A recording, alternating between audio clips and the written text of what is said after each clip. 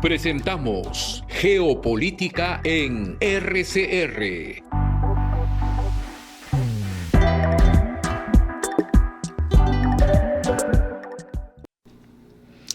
Bienvenidos amigos a este programa que ya conducimos 2 años, 9 meses y algunos días. Esta noche nos honra con su presencia Jorge Nieto Montesinos, a quien conozco hace muchos años. No hemos desarrollado una amistad muy frecuente, pero nos conocemos y yo estaba extrañando no poder invitarle. Hoy día tenemos una primera presencia de él, habrá otras, y le he pedido que conversemos sobre cómo ve él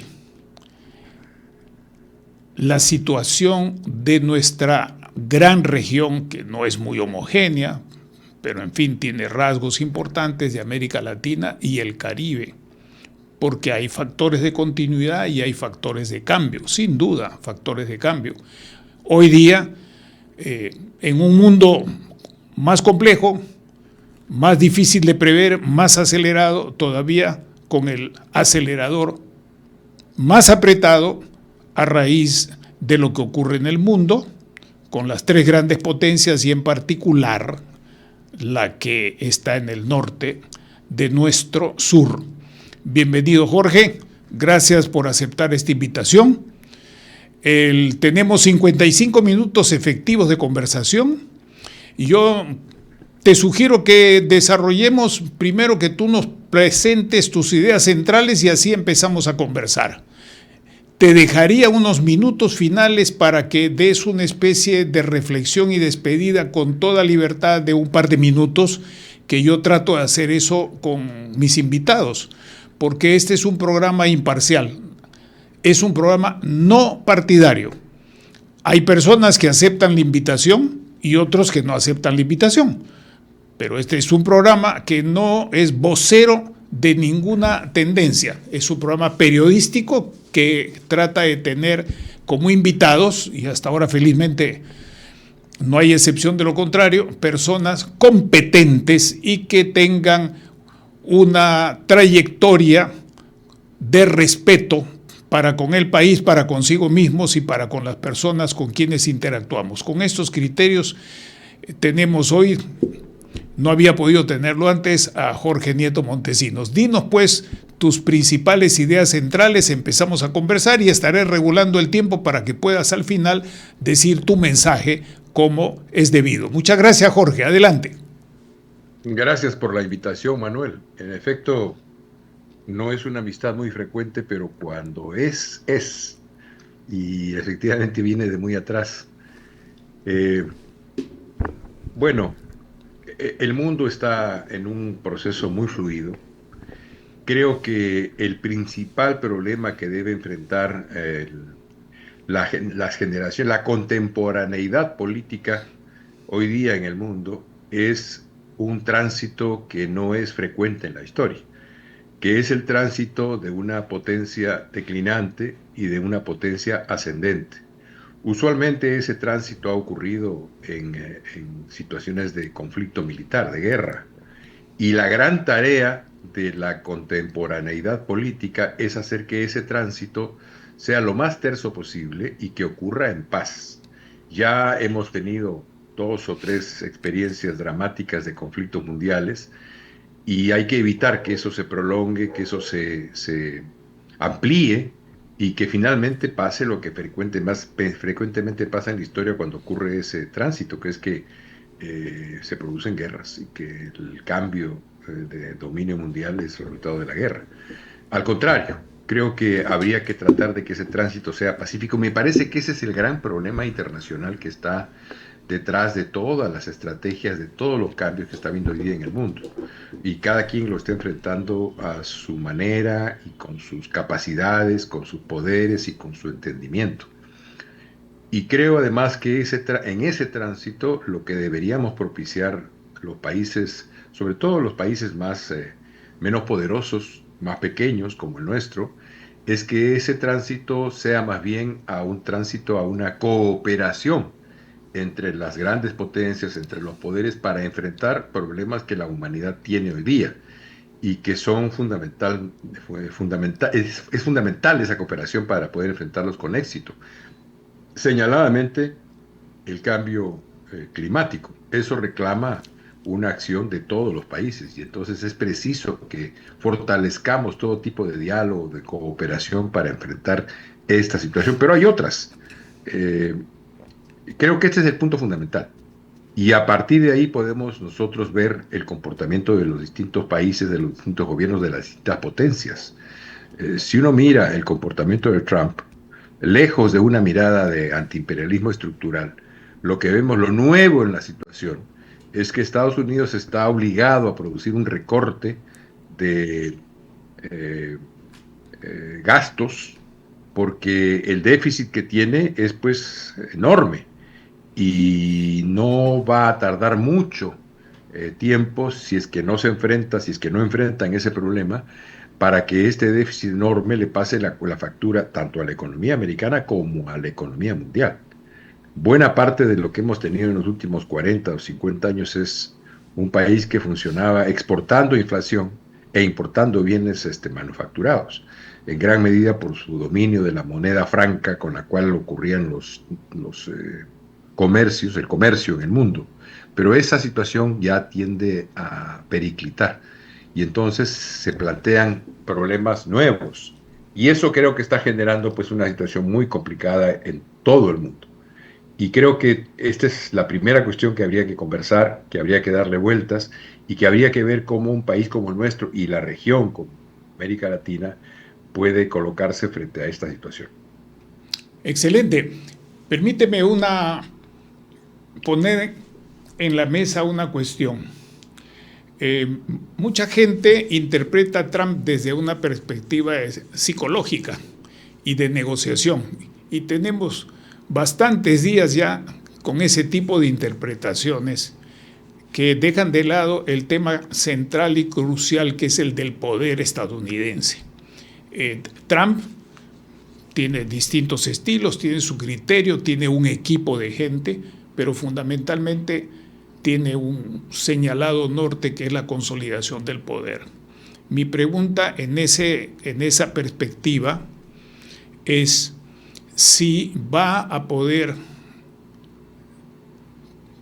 lograr alguno de los resultados como los que tú has mencionado, la reducción del gasto, los otros elementos de su política, si al mismo tiempo tiene que seguir manteniendo un despliegue de más de 800 bases militares en el mundo, seguir en la competencia bélica tanto con Rusia como con China, de la cual no se habla mucho, pero China está destinando una parte muy importante de su excedente económico disponible y de su capacidad de endeudamiento a una modernísima capacidad militar en el mar, en tierra y en las alturas. Entonces, ¿cómo verías tú esta tensión entre la necesidad de reducir de esos gastos, de entrar a una recomposición de su economía y por otro lado mantener todo este aparato militar? Y claro, hay un periodo de 4 años. 4 años son insuficientes, pero muchas veces, o no pocas veces, 4 años son los primeros pasos fundacionales de un periodo que dura más tiempo. ¿Cómo ves el tema, Jorge? Bueno, primero es importante el dato final que tú mencionas, son 4 años.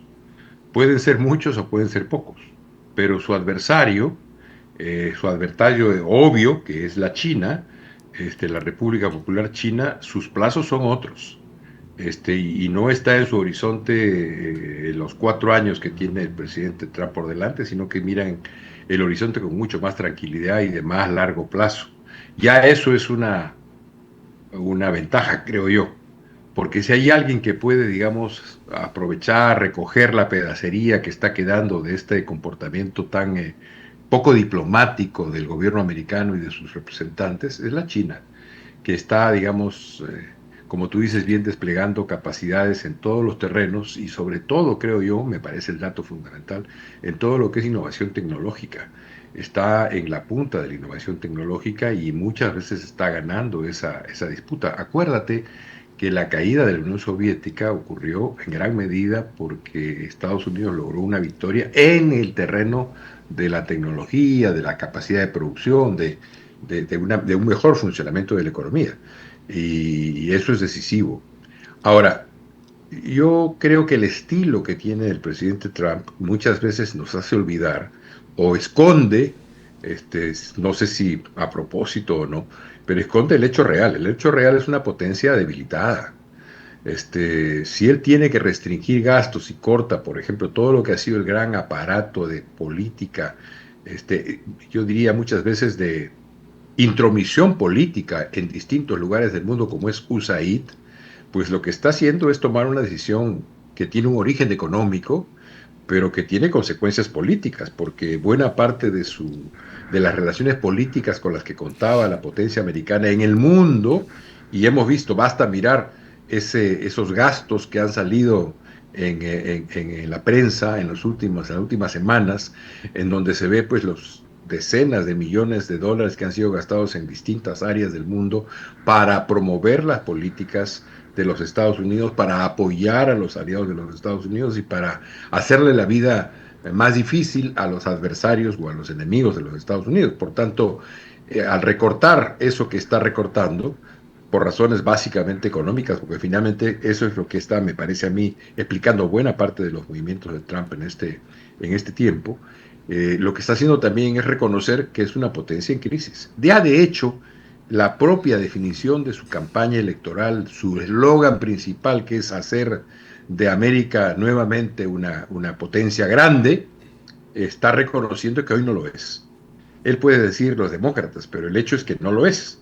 Y todos los indicadores nos indican que efectivamente si uno compara Estados Unidos 2025 con Estados Unidos 1950, 75 años entre medio, uno verá que claramente el poder americano ha sufrido merma y está en un proceso de lento declive. Que esté en un proceso de lento declive no significa que no tenga poder. Tiene poder y mucho. Y lo ideal sería que marcharan a una situación de cooperación con la República Popular China, reacomodándose los liderazgos globales. No estoy tan seguro, yo, que la República Popular China quiera ocupar el rol político que los Estados Unidos jugó durante los últimos 50, 75 años. No estoy seguro. Claramente quieren el dominio económico, de eso no tengo ninguna duda, y todos sus movimientos van en esa dirección.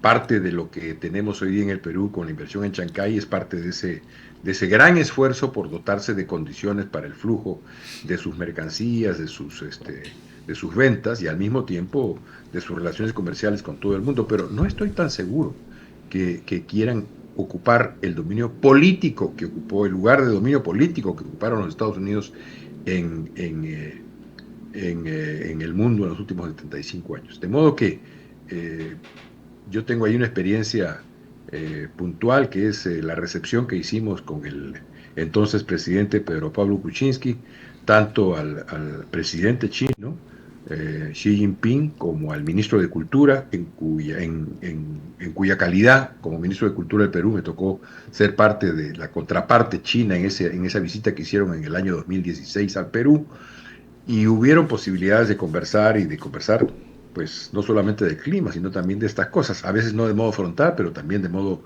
lateral. Uno logra finalmente entender lo que está pensando el otro país. Y la impresión con la que yo salí de esos diálogos es que no tenían claro que querían ser la potencia política que reemplazara en ese punto a los Estados Unidos, pero sí querían ser claramente la potencia económicamente dominante. De modo que, volviendo a tu pregunta,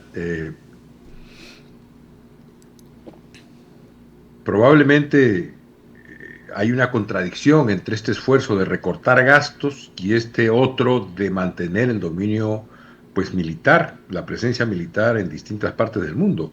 Pero creo que lo que está diciendo Trump claramente es que va a producir un repliegue y que va a priorizar la necesidad de darle mayor sanidad a la economía americana.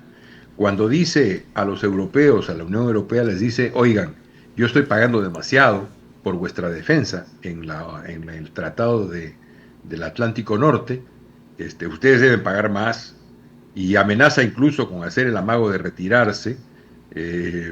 Pues está hablando de eso, ¿no? De resituar el gasto de los Estados Unidos en distinto tipo de alianzas y coaliciones en el mundo, y también de su presencia militar. ¿Cuánto de eso sea posible? No lo sé, porque cuando se plantee seriamente, por ejemplo, desplegar capacidades en otros lugares del mundo, como el Oriente Medio, por ejemplo, pues se va a encontrar con el hecho de que sus bases y sus apoyos en Europa son fundamentales para cualquier tipo de iniciativa en ese terreno. Por tanto, creo que él mismo no ha medido bien a bien esta necesidad de recorte de gastos, por un lado, y el impacto político que esos recortes de gastos pueden tener en sus aliados. De hecho, hoy día está pues confrontado con sus principales aliados, que eran los de la Unión Europea. Y no sabemos cómo va a terminar finalmente esa historia. De modo que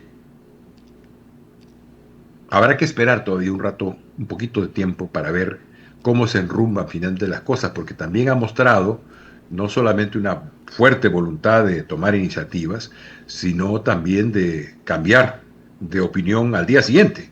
De modo que no pareciera haber un plan muy estructurado más allá de lo que significa un presidente que tiene un estilo de negociación muy atarantador, ¿no? Te lanza primero toda la andanada, y cuando tú estás temeroso o atarantado por falta de experiencia o por falta de poder o porque no entiendes bien a bien la situación, entonces estás dispuesto a producir concesiones que usualmente no habrías hecho.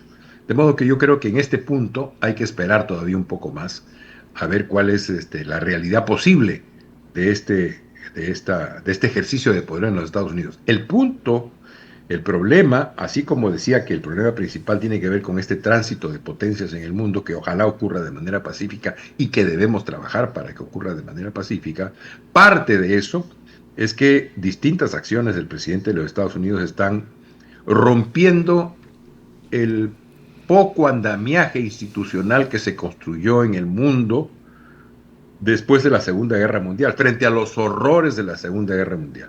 Naciones Unidas, sabemos, es una institución en crisis, tiene muchas dificultades, pero eso no significa que deba ser desaparecida del mapa. Eso significa que debe ser reformada, y me parece que no está habiendo una comprensión clara de este fenómeno por parte del gobierno americano, y no está tampoco viendo con toda claridad lo que significa que a sus dos aliados económicos más importantes, como México y Canadá, pues se rompan los acuerdos, se rompan los pactos, además de un acuerdo, de un tratado de comercio que él mismo renegoció en su anterior gobierno. Así es. Y el mensaje para el mundo es muy malo, Manuel, muy malo. Quiere decir que ya los tratados pues no tienen la importancia y la palabra empeñada y las instituciones que permiten que esos tratados y esas palabras funcionen y le den certidumbre, no solamente económica, sino política, e incluso te diría ética al mundo, están hoy día en crisis, y creo que eso es parte de las consecuencias desagradables y un costo histórico para el proceso de desarrollo de la humanidad en este terreno. Coincido bastante, permíteme expresarme de esta manera para poder hacerte otra pregunta. Mira, si Estados Unidos se va ausentando del sistema de Naciones Unidas, ya ha salido de dos de las agencias especializadas, antaño salieron de la UNESCO, yo estoy esperando la noticia de que van a volver a salir y van a cortar otros programas. Pero todos sabemos, tanto por tu experiencia como por la mía, permíteme hacer referencia, que en el sistema de Naciones Unidas hay cuotas de poder, en las agencias, en el PNUD, en las comisiones, y es natural que así sea. En consecuencia, el alejamiento de Estados Unidos va a dejar un vacío que va a ser llenado por otros automáticamente. Entonces ahí hay un problema sumamente serio, y tal vez hoy día eso no se ve, no es parte de los noticieros, no es parte del diarismo, pero esta conversación no es tanto sobre el diarismo, sino sobre los temas que tú has planteado y que son los temas principales que llevan a tener una prudencia para no sacar conclusiones apresuradas. Entonces, un tema es que esta política estadounidense actual, que tiene la prisa de las elecciones, que no tiene ni la China, que ha prolongado el mandato del presidente Xi Jinping, y todos conocemos cómo se manejan los distintos órganos del sistema de la República Popular China, y también lo mismo en Rusia.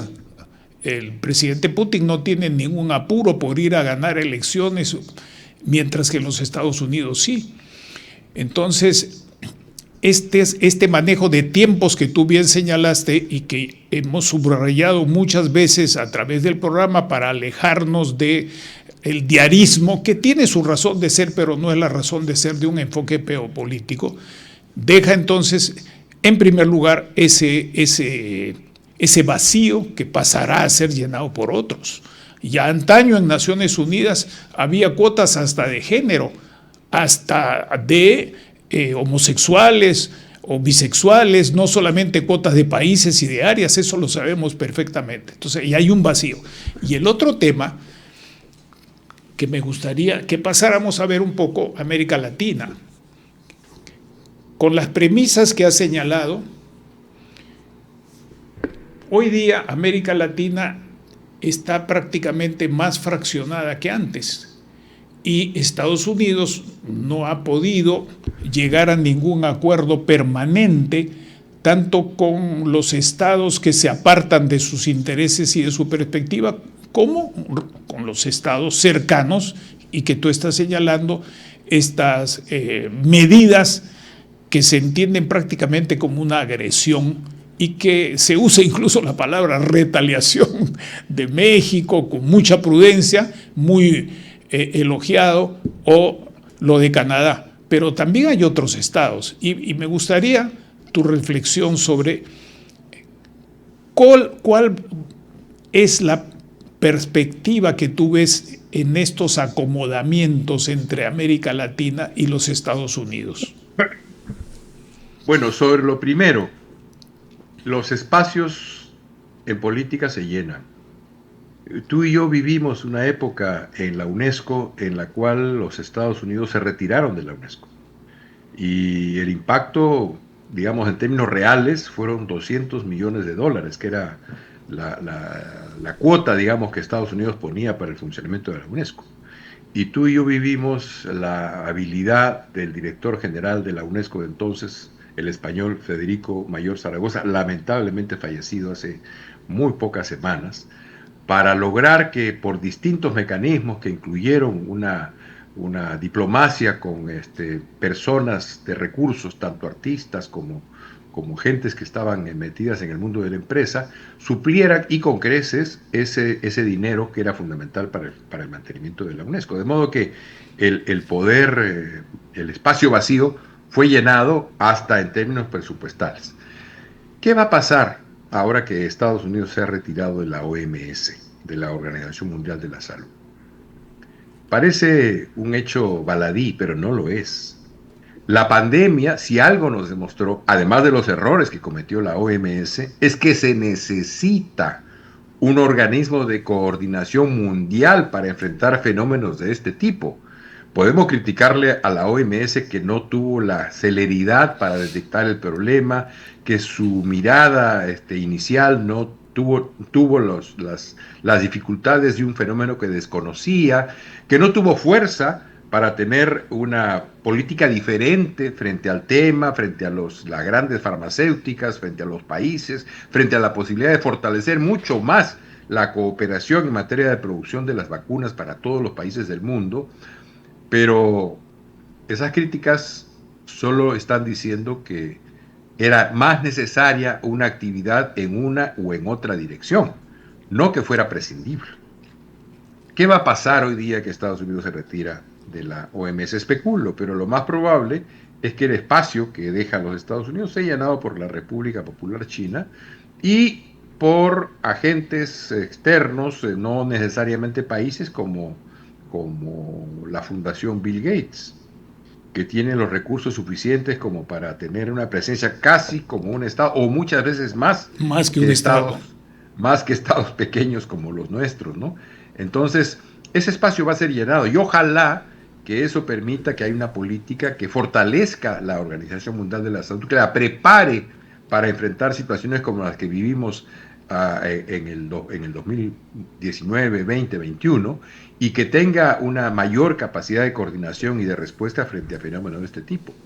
Pero si tú dejas un espacio, será llenado, y creo que eso es parte del problema. Y me parece que en algún momento el gobierno, el equipo gobernante en los Estados Unidos va a tener que tomar nota de esto y darse cuenta. Como en su momento reconoció que había sido un error retirarse de la UNESCO y finalmente terminó regresando a la Organización Mundial de la Educación, la Ciencia, la Cultura y la Comunicación. Entonces, sí comparto contigo este hecho, creo que los espacios vacíos se llenan y se van a llenar, y hay actores en condiciones y en capacidades de llenarlos. Y nuestra preocupación, nuestro esfuerzo estatal, diplomático, tiene que ir en la dirección de hacer que esta nueva configuración marche a hacer que estos organismos como el de Naciones Unidas, como la OMS, vayan en consonancia con el impulso a la cooperación de todo tipo, técnica, tecnológica, científica, política, económica, para enfrentar juntos los problemas que la humanidad hoy día enfrenta. Y en relación a la región, América Latina, bueno, ahí pues hay una historia larga y complicada, ¿no? Cuando en el año 94, Manuel, tú recordarás, se firmó el Tratado de Libre Comercio de América del Norte entre México, Estados Unidos y Canadá, la principal potencia del área sudamericana sacó sus conclusiones, Brasil, y leyendo lo que había ocurrido, este cambio de barrio que había hecho México al afiliarse claramente a un tratado de comercio con Estados Unidos y con Canadá, Brasil dijo, algunos de sus intelectuales dijeron, América Latina ha muerto, viva América del Sur. Y dispusieron todos sus esfuerzos diplomáticos para actuar en consecuencia. Uno de ellos, el más importante creo yo, fue el hecho del cambio de sus hipótesis de conflicto. Brasil tenía como hipótesis de conflicto durante buena parte de los años 40, 50, 60, el conflicto con la Argentina, que aparecía como el otro gran país con el cual podía tener disputas en el área sudamericana. Pero a partir de la firma del Tratado de Libre Comercio entre México, Estados Unidos y Canadá, Brasil decidió recomponer sus relaciones con todos sus vecinos del área en el afán de facilitar la creación de un bloque sudamericano que actuara en el mundo. Y la primera tarea que se dieron fue la de restañar, rehacer totalmente sus relaciones con Argentina. En su momento, en este esfuerzo, Brasil llegó a tener con Argentina una comisión binacional en materia de energía nuclear. En ese tema tan delicado, tan importante desde el punto de vista no solamente de la defensa, sino de otros temas de la energía, Brasil dejó de tener secretos con Argentina.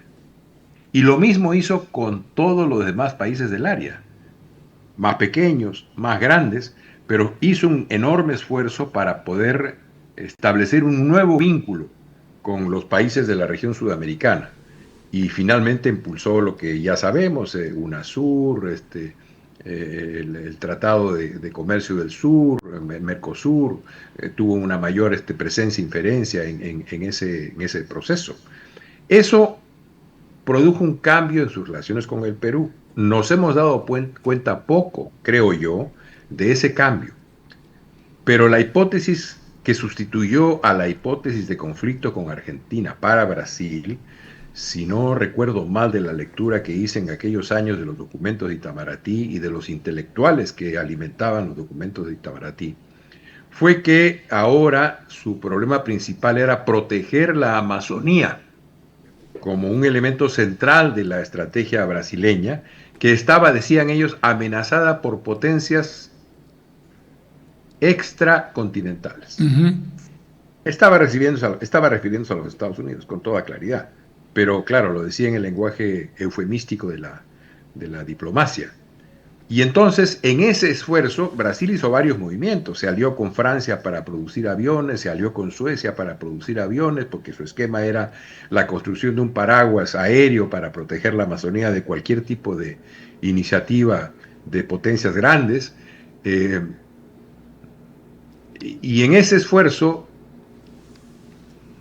un espacio que estaba complicado era la columna vertebral andina. 2.950 kilómetros de frontera que tenemos con el Brasil. Por tanto, ya no había ese muro incluso de lenguaje con la política brasileña, o no había la relación que había existido tradicionalmente con el Perú, sino que ahora Brasil necesitaba una coalición más sólida y más consistente con todos los países del área, particularmente con el Perú, que tiene pues un nivel de una extensión de frontera muy grande.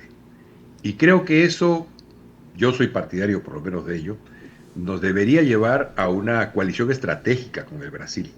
Tenemos una responsabilidad, no solamente de defensa, tenemos una responsabilidad de preservación de la Amazonía como un activo ambiental y ecológico del mundo, del buen funcionamiento de la Amazonía, de evitar que se produzca un proceso de desertificación que puede ocurrir. No nos olvidemos que el Sáhara en el África fue en algún momento un bosque. Por tanto, no es un fenómeno nuevo en la geología mundial. En esa protección de la Amazonía debemos ir conjuntamente.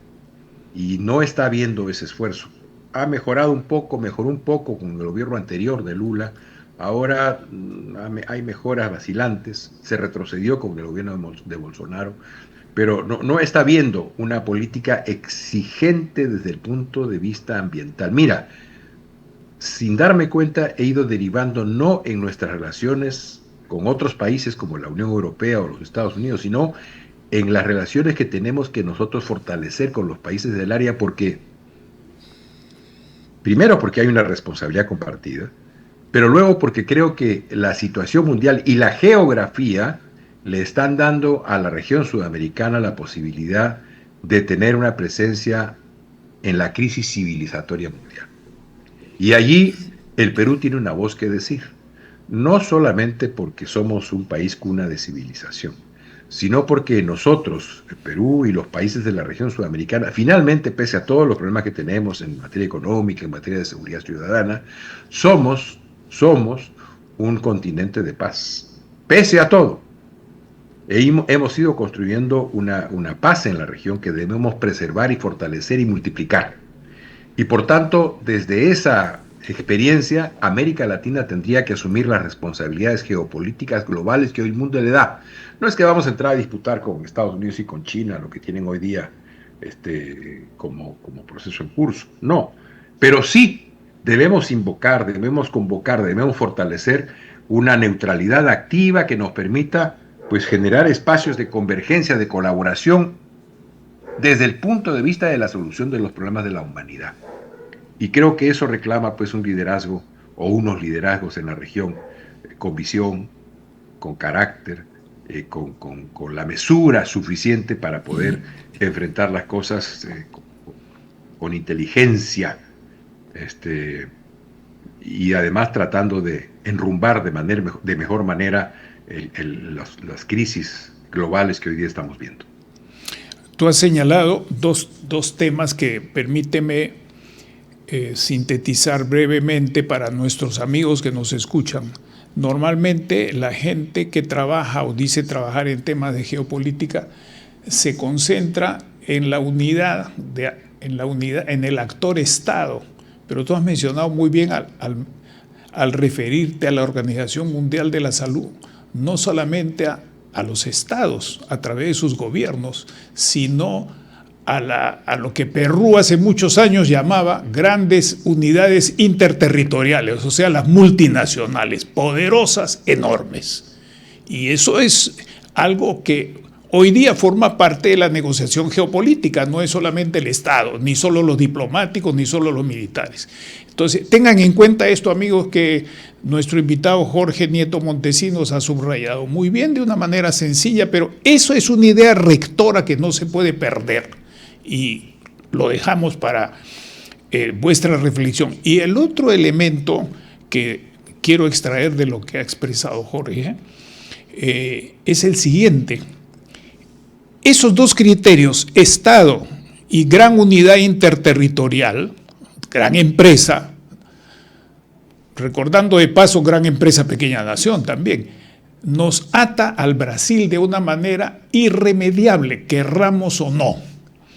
Y eso refuerza el abandono de las viejas tesis que tuvieron su razón de decir hay que mantenerse como una especie de barrera con el Brasil, ninguna comunicación por tierra o por agua con el Brasil, que era la vieja tesis militar en la geopolítica del Perú de los años 50 hasta los años 70 inclusive. Y en consecuencia enfrentamos el tema de Amazonía, pero también a través de las comunicaciones y de las inversiones tenemos que tener una capacidad de negociación con las empresas para que no ocurra otro Odebrecht, y con los estados, sobre todo porque esta mega inversión en Chancay no es solo para el Perú, es sobre todo para el Atlántico, para Brasil. Y si no se enfrenta eso con un criterio de inversiones multimodales o intermodales de transporte, vamos a estar muy mal. Dicho esto, me gustaría que compartieses alguna reflexión sobre el tema andino. El tema andino que has señalado tú es sin duda de vital importancia tanto para el Perú como para esta América del Sur. Eso ha sido discutido, como también lo has traído a colación, en los años 90. Tuvimos también algunos acercamientos directos y discusiones con Aurelio García y otra gente de los asesores de Lula y del propio Fernando Enrique Cardoso en su momento. Entonces te pediría, con la visión geopolítica que estás subrayando, nos compartas tus ideas sobre ¿qué nos pasa entre Colombia, Ecuador, Perú y Bolivia?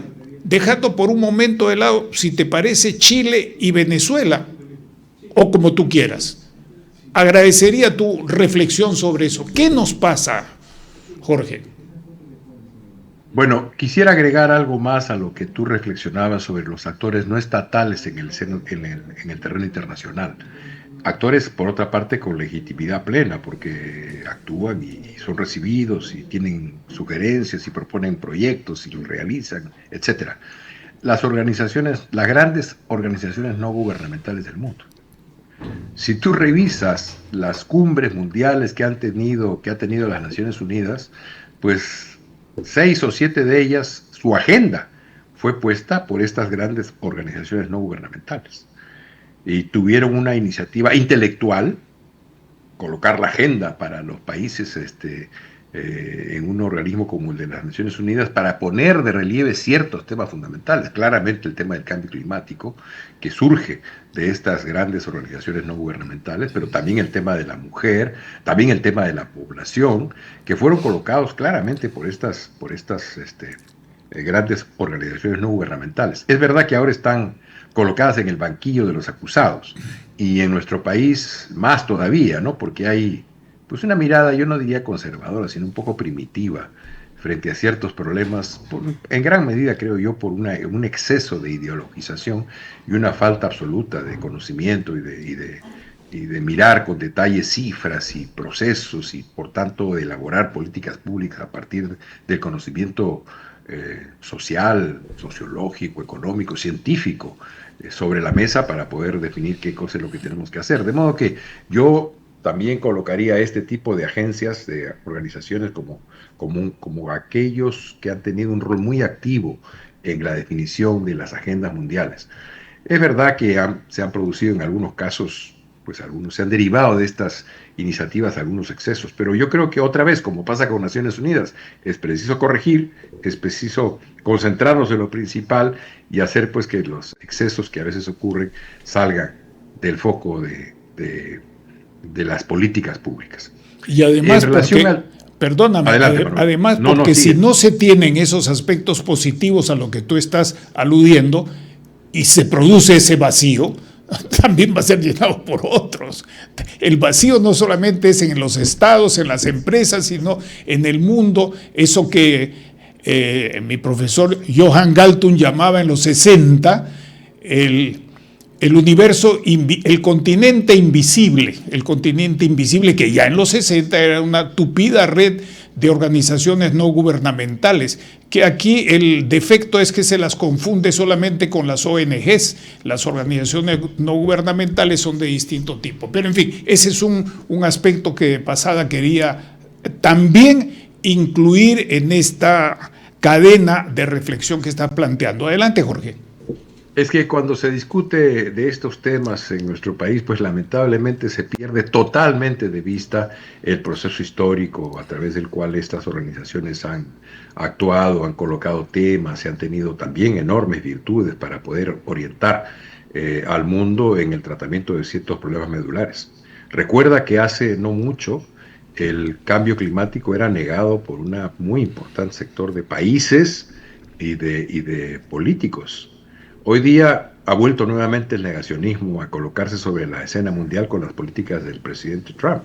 Pero yo creo que sería un accidente porque finalmente el tema del cambio climático allí está, lo vivimos, lo sufrimos y países como el nuestro lo van a sufrir mucho más. De modo que tendríamos que tener ya una política muy agresiva de nuestra parte para reorganizar nuestros flujos económicos a partir del conocimiento de qué es lo que va a pasar probablemente en el curso de los próximos años. Pero en fin, siempre hago la llamada que en el debate público haya pues información, haya ciencia, haya conocimiento.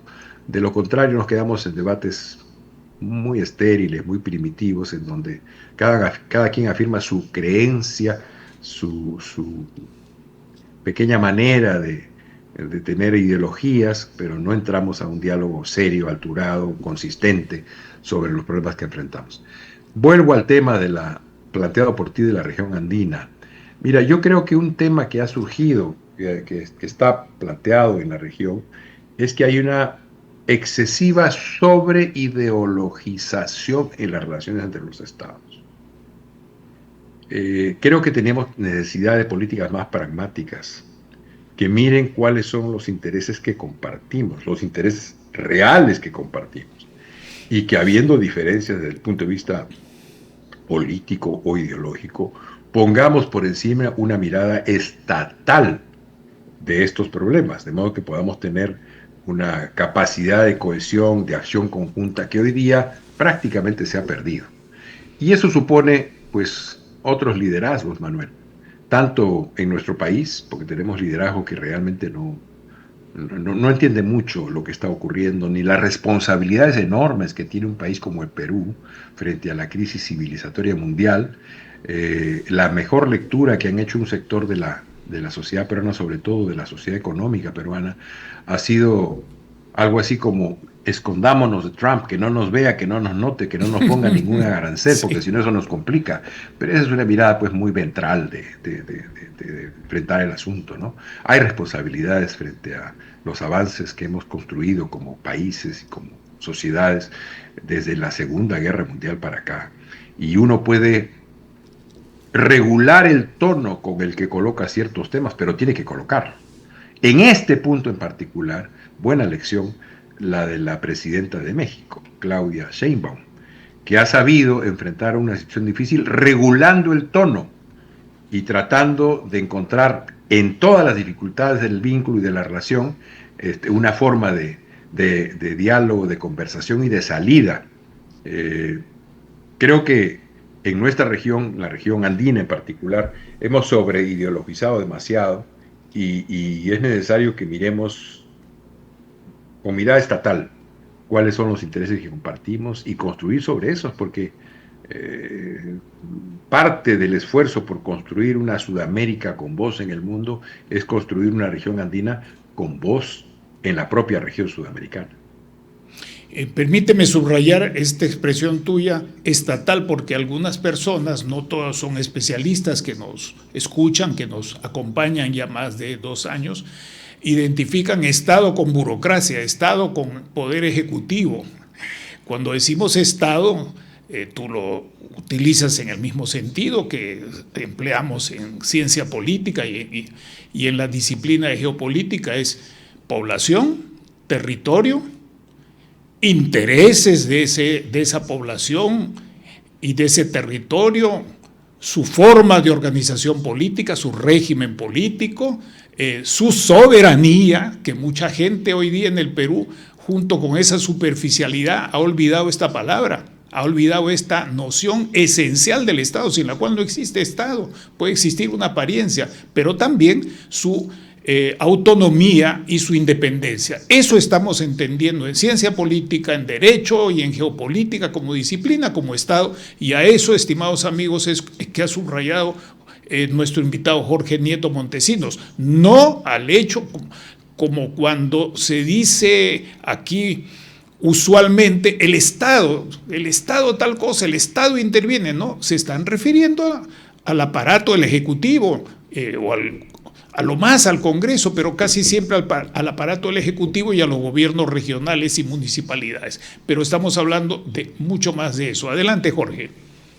Sí, bueno, ratifico lo que dices. O sea, cuando yo digo una mirada de Estado, digo una mirada desde los intereses permanentes del Perú, que es finalmente la expresión de esa relación que hay entre geografía y demografía. Mira tú, Manuel, ¿por qué se coloca en Chancay esa pieza portuaria que nos coloca en el circuito de flujo de mercancías del mundo? No hemos hecho mucho, es verdad que la iniciativa es peruana, de un almirante de la Marina ya fallecido, es verdad que él tiene la habilidad para colocársela a una empresa peruana y que salen juntos a buscar financiamiento internacional y que la República Popular China, los chinos rápidamente se dan cuenta de la importancia que podría tener y se meten con toda la fuerza de la que son capaces en ese proyecto. Pero finalmente vía una o vía otra manera de concretarse el proyecto, ¿de qué estamos hablando? De una ubicación geográfica. Es la geografía la que nos da la importancia que hoy día comenzamos a tener en ese tráfago del comercio mundial.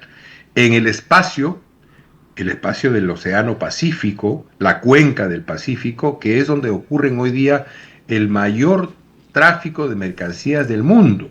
Antes lo fue el Atlántico y mucho antes lo fue el Mediterráneo. Hoy día es el Pacífico y no hemos hecho mucho. Nos hemos quedado quietecitos donde estamos y nuestra cuenca se ha convertido en la principal cuenca comercial del mundo y eso le da una relevancia particular a nuestro espacio geográfico. Por tanto, esos son los intereses permanentes. Y pasa lo mismo con el factor demográfico, con la gente, con la población, con sus movimientos. Sabemos muy bien, Manuel, que el gran hecho sociológico del siglo XX en el Perú fue el proceso migratorio que empieza en los años 40 y que va hasta los años 70, 80. Este proceso migratorio cambió el emplazamiento de la población en el Perú. Y hoy día tenemos por primera vez a la mayoría de la población en ciudades, y la mayoría de estas ciudades están colocadas en la costa, que es el lugar donde menos agua tenemos. Por tanto, ahí hay un problema que surge del desplazamiento demográfico de nuestras poblaciones. Ahí hay un interés permanente que tenemos que atender. El Perú no es un país sin agua. El Perú tiene agua. Sobre el territorio nacional cae tanta agua, si recuerdo bien las cifras, tanta agua como la que cae al año, como la que cae sobre la India. Pero nosotros somos 34 millones y ellos son 1.450 millones de personas. Por tanto, la relación agua-habitante es muy, muy ventajosa, muy buena para el Perú. Lo que tenemos es una pésima administración del agua. No solamente de la que producimos como agua potable, 50% de la cual se pierde, porque los ductos no están bien, porque hay una mala gestión de los recursos, porque no tenemos la capacidad de seguir el recurso y de cobrarlo adecuadamente, en fin, por una serie de razones. Pero al mismo tiempo tenemos pues una reserva de agua enorme. La Amazonía es verde porque tiene agua. Entonces, ese es otro interés permanente del Perú. Cuando hablo de Estado, hablo de este conjunto de intereses permanentes que están más allá de los líderes, de los presidentes, de los partidos y de las ideologías. Más allá de eso, son los intereses permanentes del Estado peruano. Y necesitamos líderes que tengan capacidad de moverse de acuerdo a esos intereses permanentes y de atender también las circunstancias de la coyuntura, porque el político tiene que moverse pues en esas dos dimensiones, ¿no? El instante, el momento, el acontecimiento, que siempre es contingente, rápido, vertiginoso, y la permanencia de esos intereses que se crean de la relación entre esa geografía y esa demografía, entre nuestro territorio y nuestra población, que da lugar a formas políticas, a economías, en fin, a problemas y a soluciones que están allí también para ser entendidas, ¿no? De modo que cuando decía que tenemos necesidad de que esos intereses permanentes se expresen en nuestro, no solamente en nuestro debate público, sino en nuestra gestión de gobierno, lo que estoy pensando es en construir pues esas dimensiones estatales en los líderes políticos, hombres y mujeres, y que no sea la ignorancia, el desconocimiento, o peor todavía, el afán corrupto de lucro, o de los intereses que están dispuestos a realizarse a costa de todos los que nos guíen. Que tengamos una mirada un poquito más larga, porque el mundo nos está dando responsabilidades geopolíticas globales. No digo en esa liga donde están hoy día dos países muy potentes en el mundo, pero nos da responsabilidades geopolíticas globales para poder producir un tránsito pacífico y de entendimiento en lo que vemos hoy día como disputa del poder global. Bien, Jorge, estamos llegando a los minutos finales. Yo me permito hacer solamente un pequeño comentario en relación al agua que tú has señalado, como complemento a lo que tú estás diciendo, no tiene ninguna otra intención. Y es que, mira, los ríos que están en la costa peruana, ningún río de la costa peruana se utiliza integralmente, ninguno. Es como si estuviéramos en el Paleolítico, que ahí estaban los ríos. Bueno, más antes de eso, el Amazonas, antes que se formara el sistema sudamericano geográfico, el Amazonas desembocaba en el Pacífico, después con las cordilleras se fue para el otro lado. Pero no tenemos esa visión, y lo que tú dices es muy importante traer a colación, y con esto termino mi comentario, a las personas que indiferentemente, sin poner en primer lugar su orientación política o práctica, ideológica, como se dice, pudiesen hacer un esfuerzo de esclarecimiento, de información, de conocimiento y de priorización, y no estar inventando que el agua hierve a última hora. Este programa, que gracias a la comprensión de Red de Comunicación Regional te invita a ti y a otras personas, trata de hacer eso, ¿no? Una perspectiva permanente sobre los intereses de la República, sobre los intereses de los peruanos y su futuro. Dicho esto, no quiero yo cerrar el programa sin cumplir con la invitación que te hice al comienzo de que nos des un mensaje final, el que desees, respecto de los temas que son para ti acuciantes, ya sea en el corto plazo, como era tu reflexión última, o en un, no digo mediano plazo, que eso prácticamente no existe, sino en un largo plazo. Tienes la palabra, Jorge. Bueno, primero agradecerte, Manuel, la conversación. Todo de lo que hemos hablado no son temas usuales en el debate público peruano, ¿no? Hemos terminado hablando de geografía y de demografía, y de la importancia que tiene conocer ambos fenómenos para poder desarrollar una actividad política y de políticas estatales en el Perú. Nuestra geografía nos marca de un modo decisivo. El hecho fundamental es esa pendiente que es la cordillera andina, y a partir de ahí se organiza el conjunto de la vida en el Perú, a un lado y al otro de nuestra cordillera. Y reconocer ese hecho que deriva de la geografía es fundamental para reconocer las potencialidades y las posibilidades y los problemas que nos da nuestra geografía en el Perú. Somos andinos por eso, pero además el hecho de ser andinos no debe hacernos olvidar, como lo hemos olvidado a lo largo de la República, Manuel, que también somos un país amazónico. El 61% del territorio nacional es amazónico. Y el Perú debe incorporar a la Amazonía en su razonamiento estatal. No lo ha hecho a lo largo de 202 años de república. La Amazonía es eso que está allá lejos, olvidado, distante, a lo cual accedemos con dificultad. Y la Amazonía es un horizonte de futuro para el Perú, porque en un mundo en el cual la biotecnología y la biomedicina se colocan en un espacio central de la revolución tecnológica en curso, la Amazonía es un banco